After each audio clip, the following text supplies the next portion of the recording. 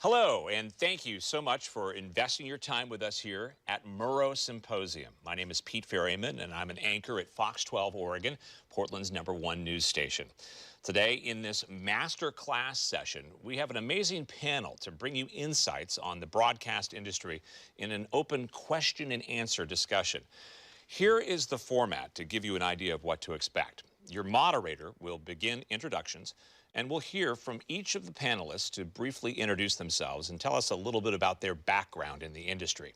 Your moderator will then kick off the conversation, asking questions that draw out some of the high-level themes and trends we should be thinking about. You have access to the session chat, and we encourage you to use it. Engage, ask questions, and don't forget to check us out in the sponsors section. All right, let's get started. Thank you very much, Pete. Hello, everybody. My name is Kanale Rhoden, scholarly assistant professor here at the Murrow College of Communication, and we have a fantastic panel for you. Again, like Pete said, if you could just drop some stuff in that session chat, I'm going to pass it on to these three wonderful panelists, and we were having a great talk that probably wasn't YouTube appropriate, but they know that we are on the air now, so they're gonna perform as well as all Cougs perform during the symposium events. But again, huge thanks to Justin and Spencer and Reid for joining us. We're going to have a great hour-long session, and we prepped last week, and I think we all decided that this is probably the best panel to attend all day long, just because we're the lead-in to the big keynote speaker here in an hour, Lester Holt. So what better programming to have right here on Symposium than our panel to wrap up the day. So before we get going to questions and things like that, I want to pass it to the panel real quick just to give you an intro of who they are, and then we'll jump into the discussion after that. So I'll kick it to Spencer.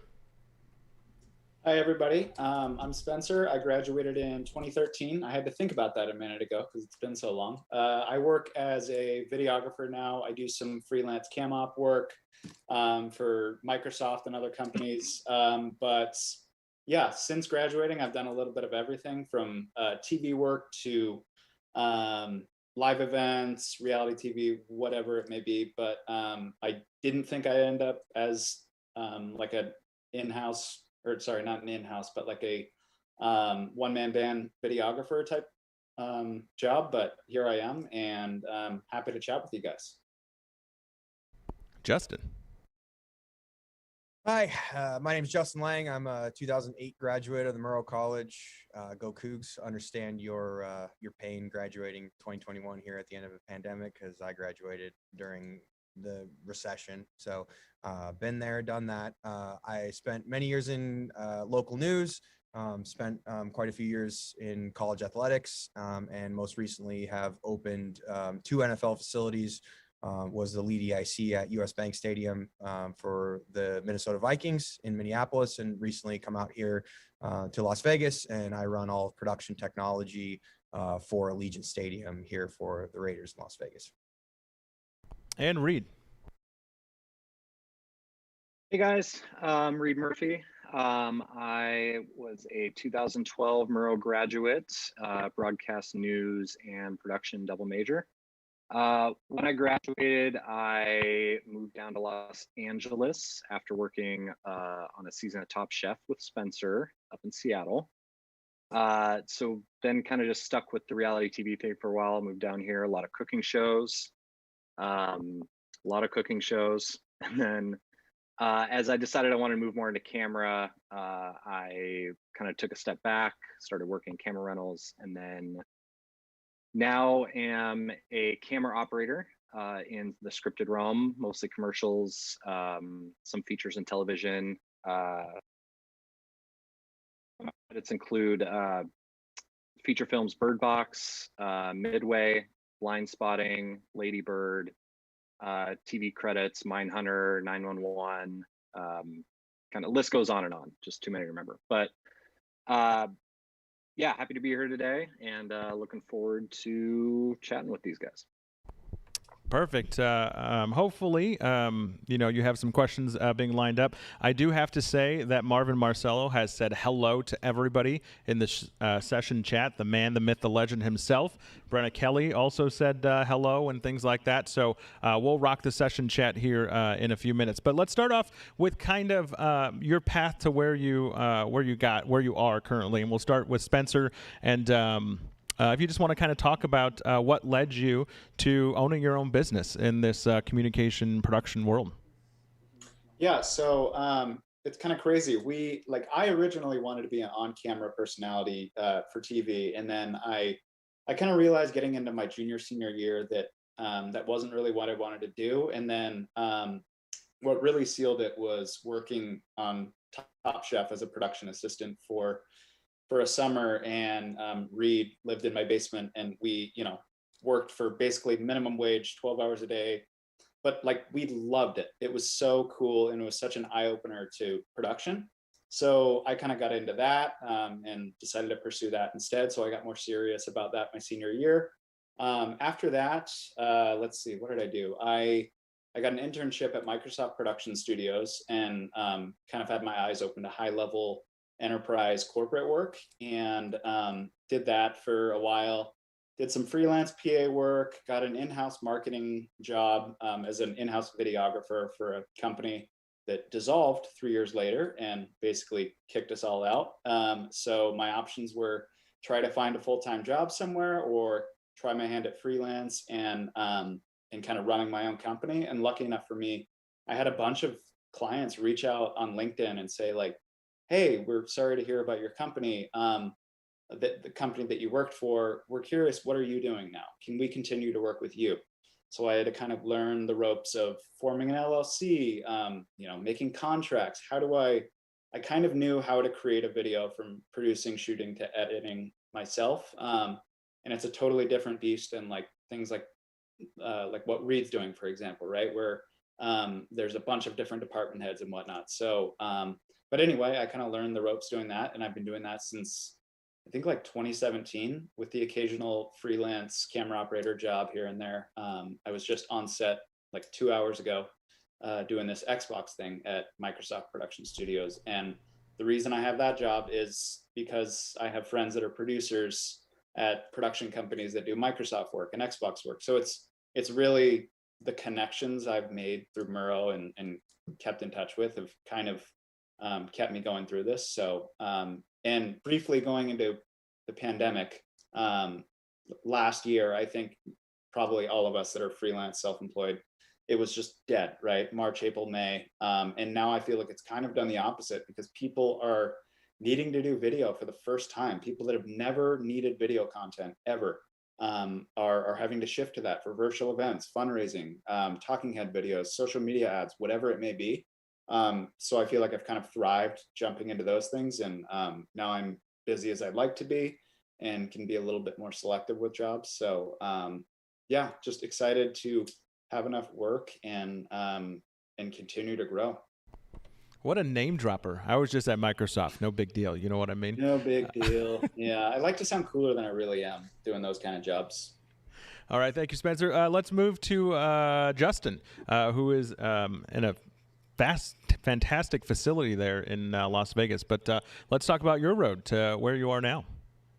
Yeah, have you heard about the Las Vegas Raiders? Just want to.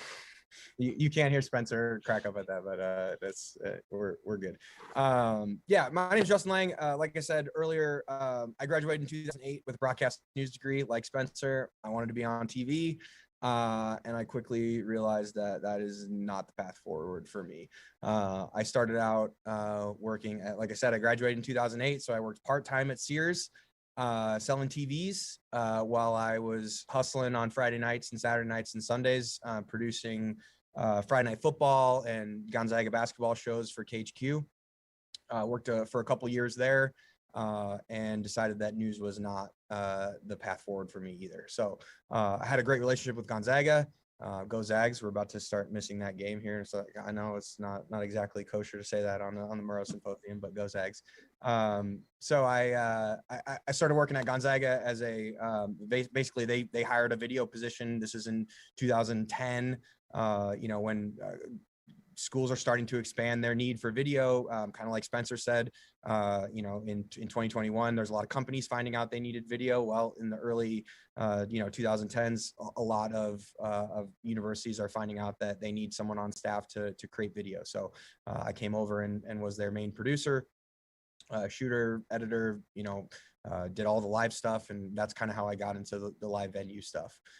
Worked at George Washington for a couple of years as the director of multimedia there for their athletic teams, and then got a job in University of Minnesota and started working in live production solely. That was the end of my content creation career, which I was very happy about, very happy to be in live video. And I don't have to sit in an editing suite anymore and crank out After Effects files and all that good stuff. So, and then from there, I had a good connection at the University of Minnesota. We were opening up US Bank, and I moved over there, and that's where really my engineer, background started. Spent many years there. We did Super Bowl, X Games, Final Four, Monster Jam, Supercross, any of those major events we were doing at US Bank. I had the opportunity to work with Van Wagner Productions on a few different events. We did the NHL Stadium Series at TCF Bank Stadium in Minneapolis, and then I worked the Rio Olympics as a video director with Van Wagner as well. So I did a lot of freelance stuff in the interim as I was working as an hourly employee at US Bank through IATSE Local 13. It was a great union gig for me. And this job came calling here in Las Vegas, and made the jump out here to run production technology for the Raiders. And ASM Global is a company that I actually work for that manages stadiums all over the country. And they managed US Bank, so it was an easy transfer for me. And now I'm out here running things in the desert. So it's been quite a career path for me. If you would have told me in 2008 that I would be a certified broadcast network engineer when I was, wanting to be a sports anchor, I would have told you you're crazy, but here we are. So it's very little matters of how you start your career. It's where you go from there. So happy to be here. I couldn't imagine my career going any other way, but it's all about what you make it.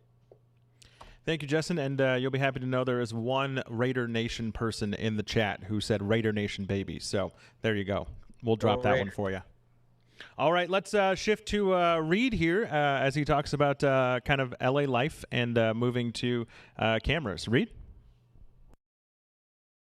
Yeah, so I touched on it a little bit earlier. After graduation, I kind of didn't really know what I wanted to do. I spent 4 years going down the news track thinking I was being an anchor. And then I found out how much reporters make right after they sign their first contract, and decided maybe a career change might be the better option there. I think I just kind of lucked out and fell in with a couple classmates who were making the move down here, and I kind of just piggybacked on their plans more than anything.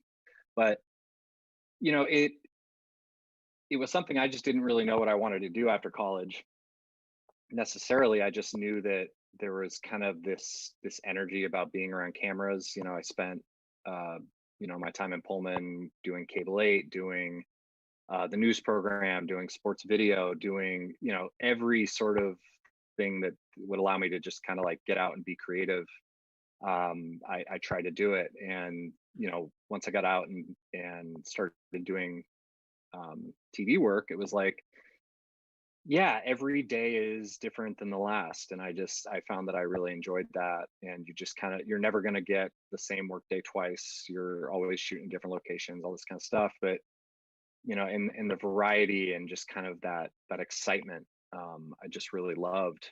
And at a certain point, I wanted to start making more than the minimum wage PA rate, especially living in LA. It's kind of hard to do anything other than pay rent and just go to work on that kind of salary. But I wanted to make the jump into the camera department. Wasn't really having a whole lot of luck because I was working on big shoots, big productions with unions kind of backing every department. And the weird thing about IATSE unions is, I'm sure Justin can attest to this, is like it's a catch-22 because you need union hours to get into the union, but you can't get union hours unless you're on a union job. So some weird, weird forks in the road. I worked at a camera rental house for a couple of years down here in LA, and then left to go do a movie, and the movie's funding fell out. So I was jobless, didn't really have any savings. And, at a certain point, you kind of just got to go, okay, well, just got to like let this, kind of let this play out for the most part. And within about 3 to 4 weeks, I was on my first feature as an operator. I think you saw the picture with James Franco earlier. We did spend 4 weeks out in the desert with him in this really horrible little feature. But then that led to my next movie, and then that led to my next movie, and then all these commercials in between, and it's just kind of the snowball effect. And I guess kind of a lot of this is really just to say, like, I've been in your situation as a student who didn't know what I was doing the next day, let alone for the rest of my life. And, I think just kind of being willing to roll with the punches and pivot and kind of make the changes when necessary is, that's probably the only thing I can attribute to being here right now. So. Perfect. Thank you. So now let's kind of shift into where I think this panel wanted to go when we talked last week. Was we want to give you like some really nerdy talk about where the industry currently is in terms of media production and things like that, and where we see this industry going in terms of the technology and things like that, and what can you do while you're here at Murrow College and while you're still here at Washington State, being involved with KUGR and Kabelac and all that kind of stuff to make sure that you're set up for that new technology. So we'll start with Spencer first, and kind of just talk about the technology that you use every day, and your DSLR camera systems and things like that, and how you're always looking for that next great camera to bring your client stories to life visually online. So.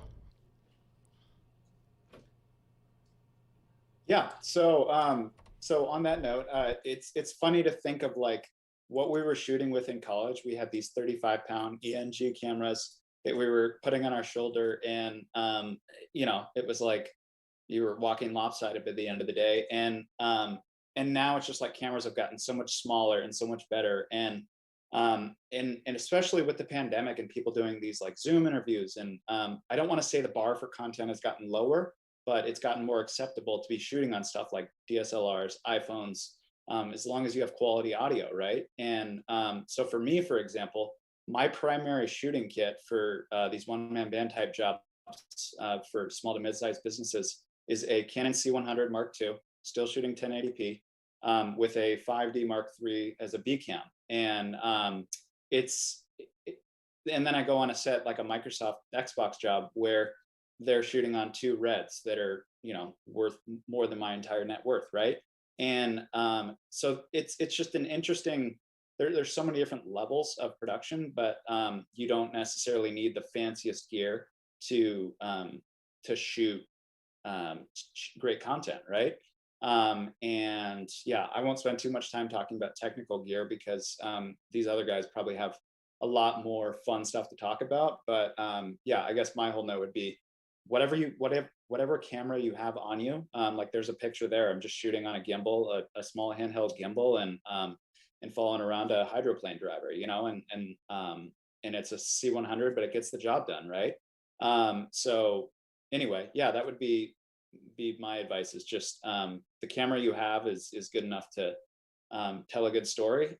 Just make sure you have a mic, because audio is more important than video, and we all know that. So we all do know that, and the professors say that all the time, and yet we're still getting shotgun mic, but it's okay. We're going to get better. We're good.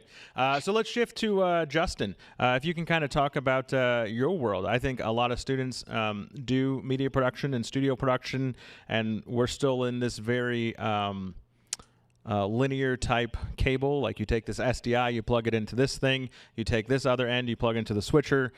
And that's, how we do it here. But definitely in your world, you're living in IP where you plug in a source to some kind of switch, and that goes anywhere that the network can see it. So can you talk about that just a little bit?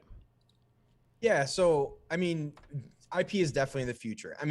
Even when before we talk about video transport, audio transport, and ancillary data transport, everything in our control room, even if it's baseband, is controlled over IP. So if you are in production and you don't understand IP structures, you don't understand subnet masking, you don't understand gateway routing, you're already behind. So grab a book, Networking for Dummies, ask some people, start getting it figured out, because you are going to walk in behind to any production environment that you're in if you don't understand how IP works. So, and that's before we talk about video transport. So now we have a ratified standard through SMPTE 2110, which is it's got some work to do. We still have some polishing to do on the standard and how audio and video is passed with ancillary data, but it is at least a standard, and we can start working within that standard to operate IP workflows. And, it is a whole different ballgame. You're talking about, you're still plugging one thing into one end and one thing into the other end, but instead of an SDI spigot on one end, it's an SFP that you're plugging in fiber to, and your router end, instead of a bunch of, low profile SDI spigots on the back, is just full of SFPs. And, there is a lot of multicast and, unicast and all kinds of crazy, networking structures that we have to play into how we put these systems together. But the bottom line is, you're still talking about a source and a destination for a router. You're still talking about audio, video, and ancillary data passing in order to control these devices. And so, ultimately your integrators are putting stuff together. You're just working within that environment. And, it's definitely the future. We are going away from baseband installs. Any new control room installs all have at least some flavor of IP, video, audio, and ancillary data transport. So, it's not going anywhere. And before you can even start to try and, conceptualize a multicast router that's passing IP video over 2110, you need to, how does my device IP, what is a VLAN? How do I segment my traffic on my production so that all of my EVS stuff is on one VLAN and can talk to each other. All of my, scoreboard equipment is on one VLAN and can talk to each other. We have routes between those VLANs in order to talk those systems together, but segmentation of IP addresses and management of those devices is, again, if you don't even a little bit understand that, you're behind. So get started on understanding IP, even from a basic level, and you're going to be a lot better off.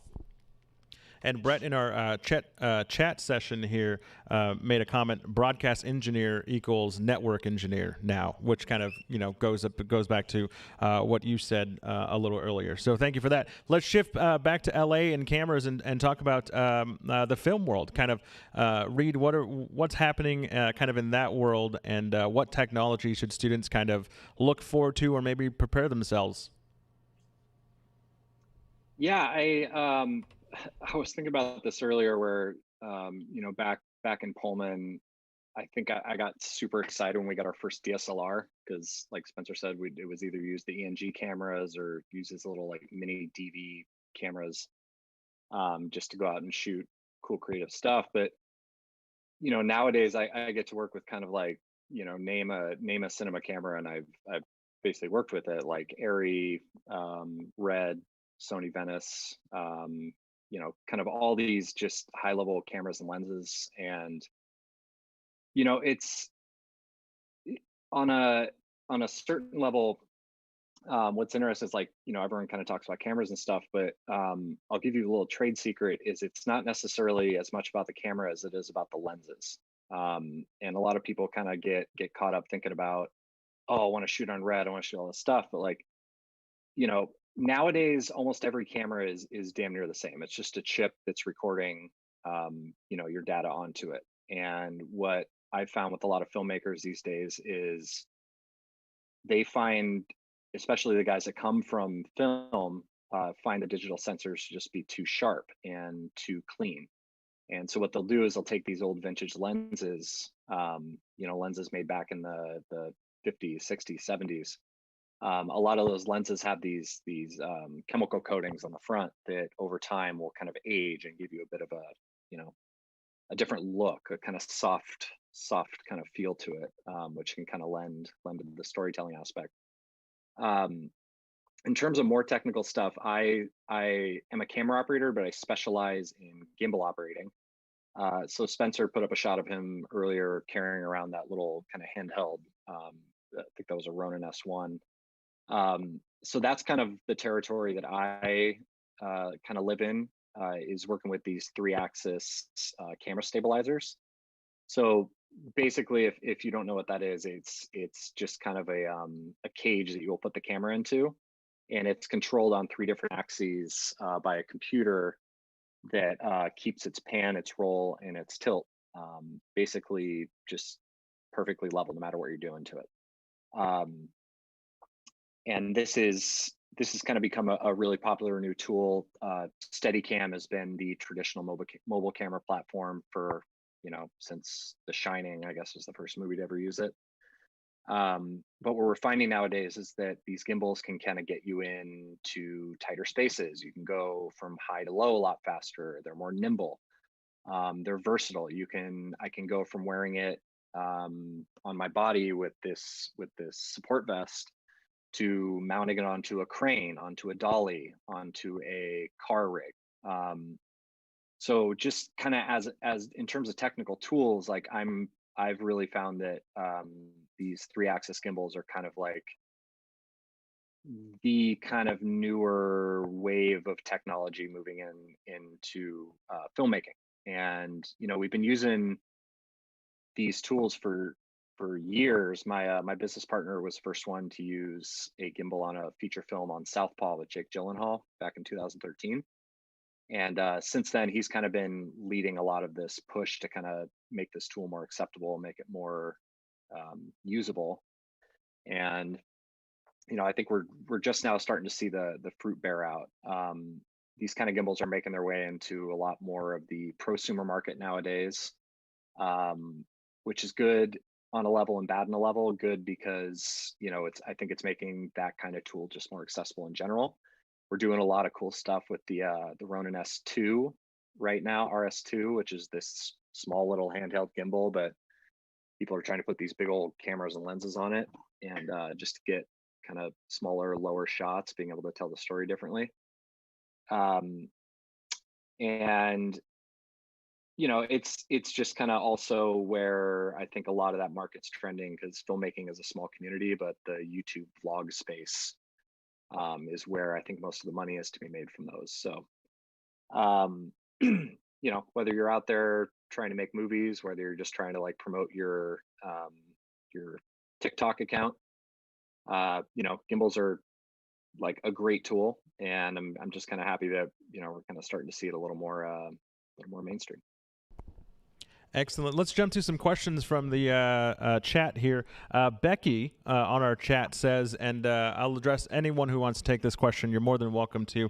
But do any of you have any advice for a non-traditional first-generation Indigenous woman entering the broadcast industry, and in particular the media production industry itself, either in film or in corporate videos or in live production?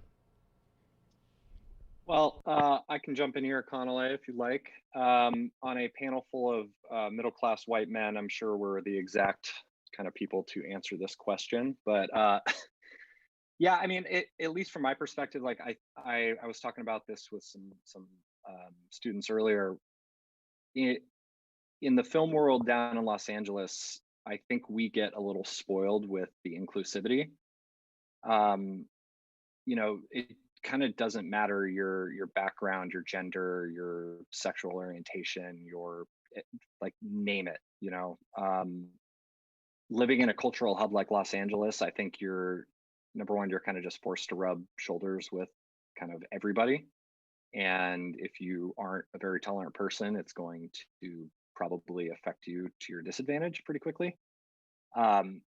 So at least for large market, I can speak, like, it really doesn't matter your background. It is more of a meritocracy, like, how well you do is how far you're going to make it, with a little taste of nepotism kind of thrown in there.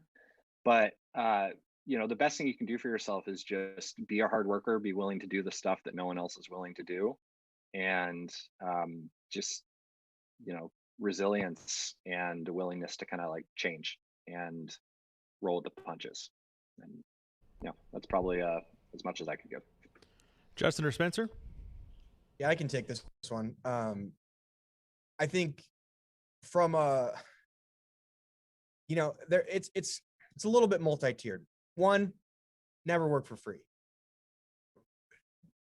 Free internships, thing of the past. Your time is valuable. Never let anyone convince you that you should come work for no money. So get the first job, whatever it may be, and work your ass off from there. And it's not just, Reid talked about, working hard and that's a huge part of it. The main thing is be reliable. If you're a grip on a set, if you're a PA, if you're whatever, if you tell me as the production manager that you are going to get something done, you better get it done. And if you do that 1,000 times, you're going to move up to the next level, because the production managers are going to know every time I go to so-and-so, they take care of it and I don't have to worry about it anymore. The people that ride by my side during all of these events, during Super Bowl, during Final Four, those are the people who never let me down. And I've worked with trans men and women. I've worked with everyone of color. I've worked with tons of super, super talented women. And there is no doubt that we have a white man problem in this industry.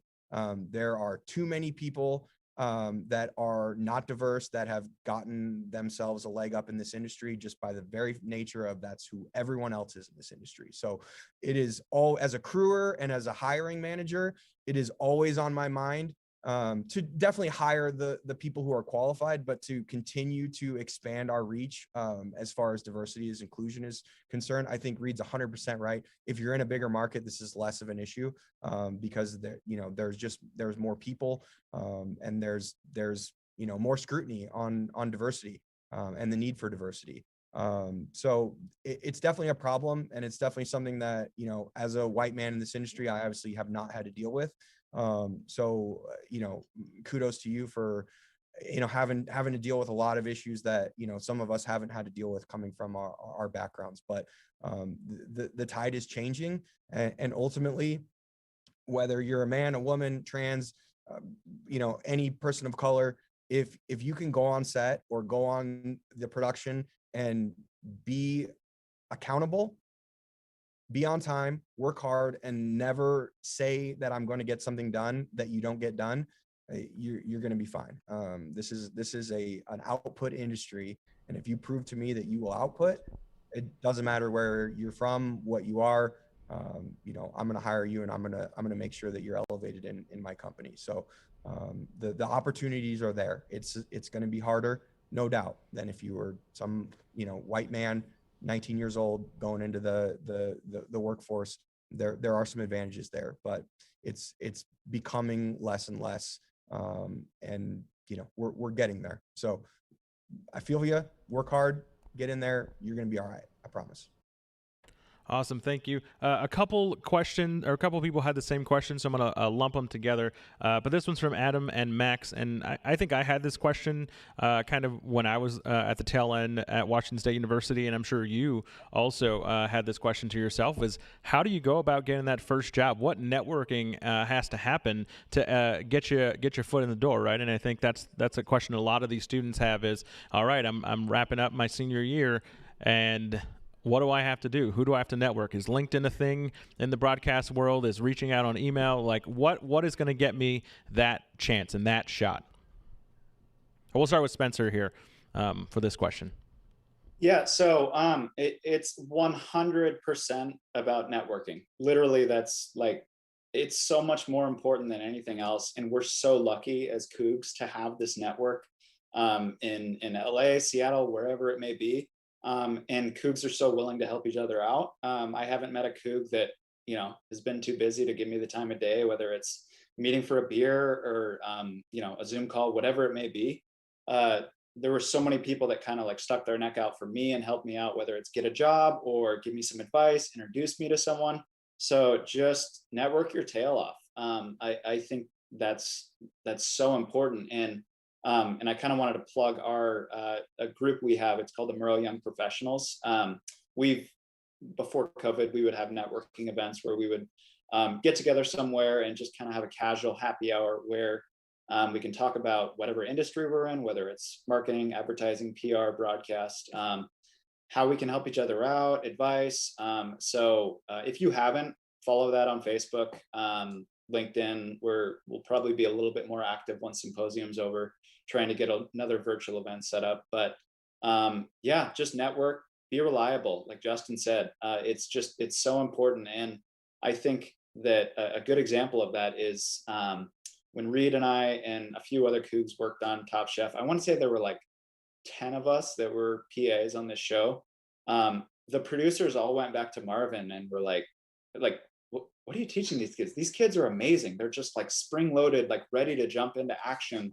Because we were just so eager to learn versus maybe, like a film school kid that wants to just shoot and be on camera or be behind a camera and thinks they're above fetching coffee and coiling cables and stuff like that. So just be eager to learn. And people are willing to help you out. But most importantly, network. You have our contact info and Attendify, people from other panels as well. Just it can't be undersaid how important it is. Look at you pushing our Attendify platform. Reid. Yeah, no, I think Spencer and I got a little lucky with the Top Chef thing, like, to be perfectly honest. I mean, I was graduating basically a month before they just happened to be in Seattle, and one of the producers was a Coug. But that's kind of the beauty of the alumni network with Washington State. And I'll say, if you're graduating anytime in the next few years and are looking to do any sort of entertainment production, buy Marvin Marcello a Manhattan every chance that you can possibly get. That will probably do more for your career than any sort of classwork you'll ever do for him. But no, I think in terms of just getting getting started and doing this stuff, it really is, like Spencer said, it's all about the network. I haven't had to update my resume in about 8 years, just because basically all of my work comes from word of mouth.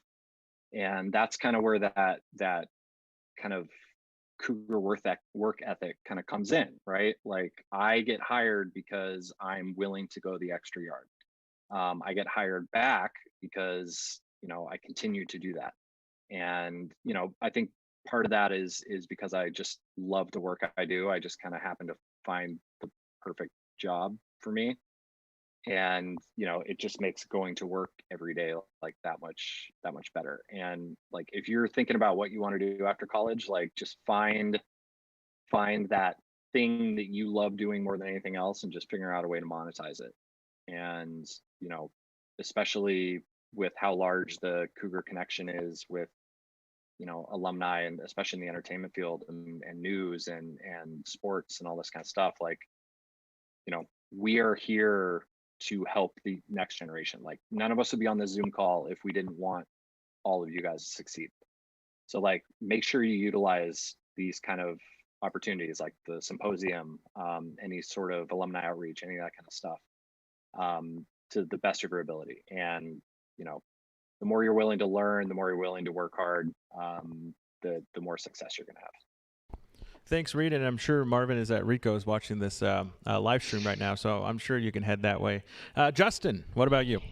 Yeah, I think, really, I come from a little different place than the freelancers of the world. I've lived on both sides, so I've been there where, I get a text every 3 months. Hey, you want to come work on the NFL draft? Hey, can you come work on this? Hey, can you come work on that? And I'm a full-time salary employee now, so I don't have that freedom anymore.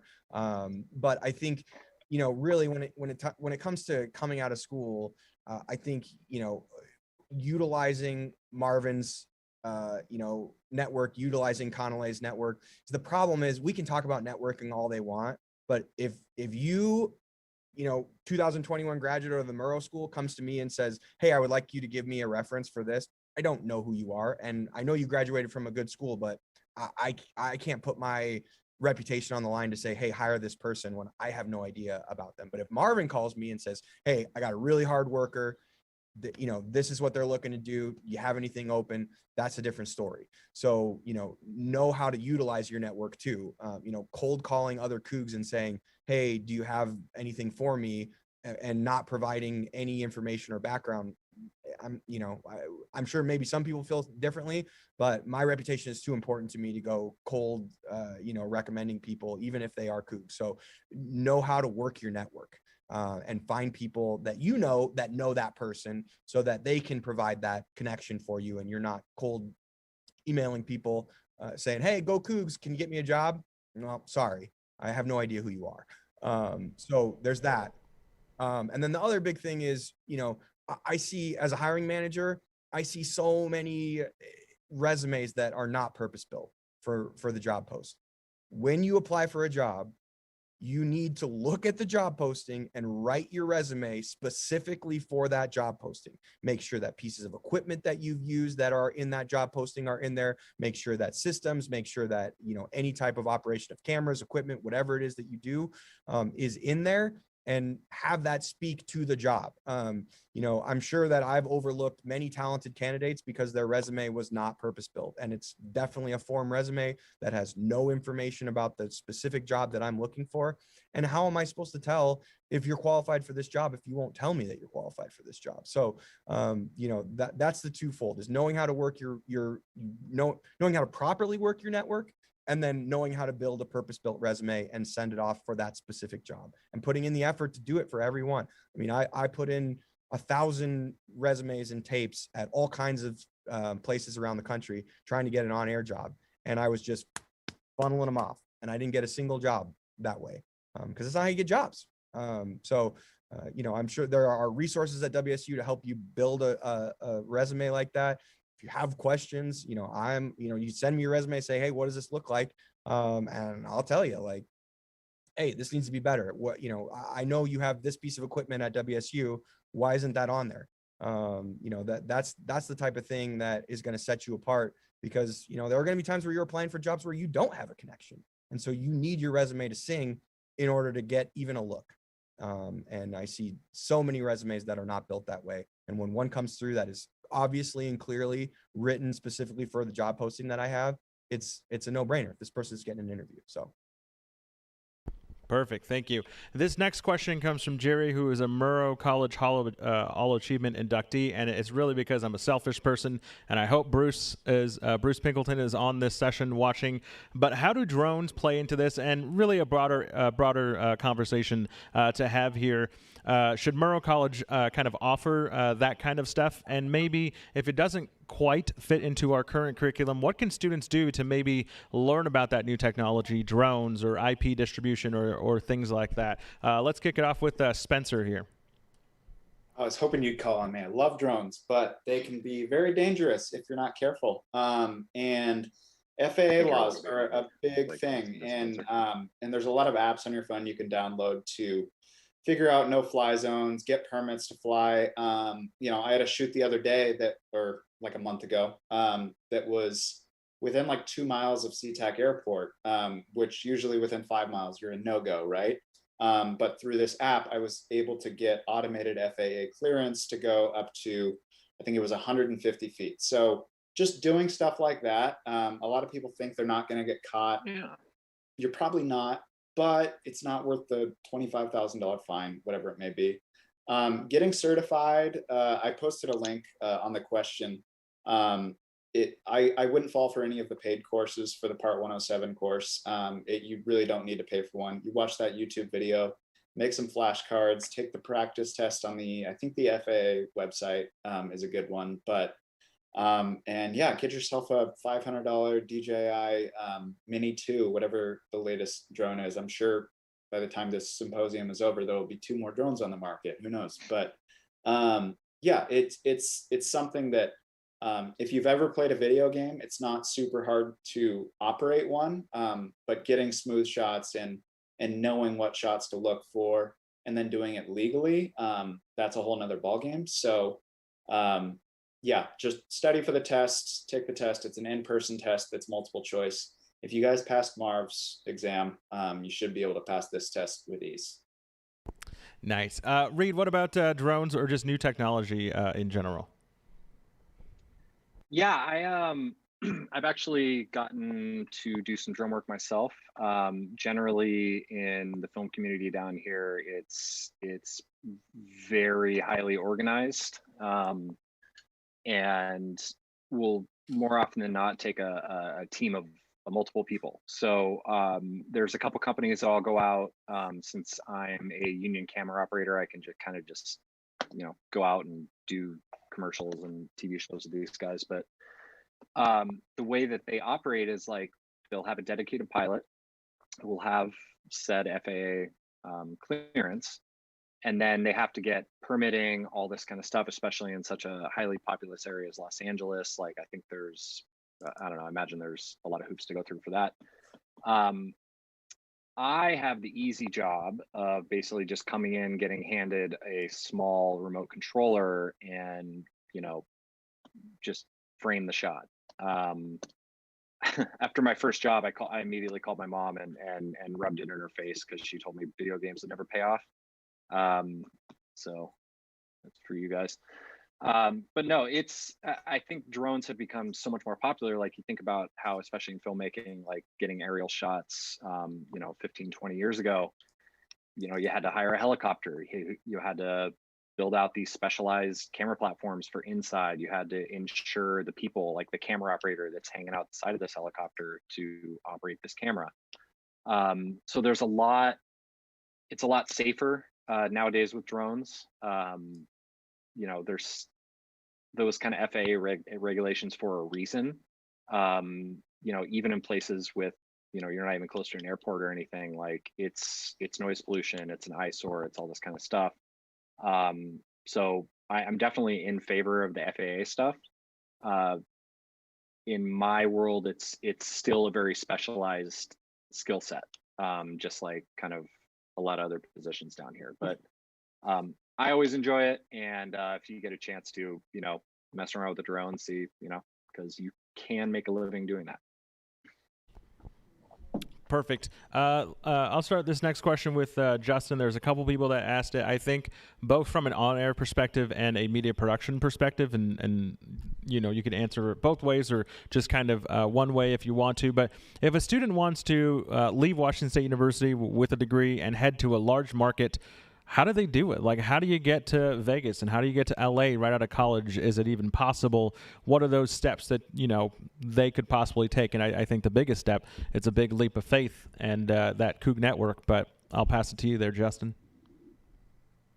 Yeah. I mean, if you want to make it to a large market out of school, what you need to do is work in post-production. You can easily make it as a producer or an editor and get your start in Seattle, which is what I assume most people are talking about they want to do as far as large market is concerned in Washington. But there aren't no experience on air jobs in Seattle. There aren't no experience on air jobs in Portland or, LA or really any, mid-sized to large market. So, I think if the goal is to immediately be in a large market, then there needs to be a conversation and a thinking through of what you want to do with your career. Because, it's tough in a large market. You're not getting an on-air job, and a production job is not going to pay very much. And living and commuting to downtown Seattle or Fisher Center or, wherever you're going to be in Seattle, you're going to be, making ends meet barely, and four or five roommates and, doing the thing if you don't want to have an hour and a half commute. So, I think there's definitely a lot to be said about cutting your teeth in a smaller, mid-sized to smaller market. But there are opportunities there. I know plenty of people who jumped right, Kanale jumped right over to Northwest Cable News out of school before he came back over to WSU. I know, quite a few people from my class that did it. Jen York did it, was at Northwest Cable before she came over to Creme for years, and now she's finally getting out of business. So it's definitely possible. But you're unless there's some, you have a bunch of family or friends and that's the reason you want to go to Seattle or the large market. The focus should be on developing your skills in your career, and you're going to be able to do that a lot more at a smaller market. You're just not going to get the access to the tools and the trust and the responsibility at a larger market right out of school. It's just not going to happen. So Thank you, Justin. Reid and the LA market. Yeah, I think a lot of what Justin's saying is pretty on point. Like the opportunities in a smaller market. I know especially in Seattle for people that work in film production, like it's a lot less specialized. So I think kind of the main perk of that is that you're getting your hands dirty in a lot of different departments. You may be doing camera operating on one job, you may be an art director on the next job, you may be script supervisor on the following job, so you get to really kind of like vary your skill set. As opposed down here in LA, I think the nice thing about down here is you get to specialize. So like I only camera operate. Majority of my work is with a Ronin 2 gimbal.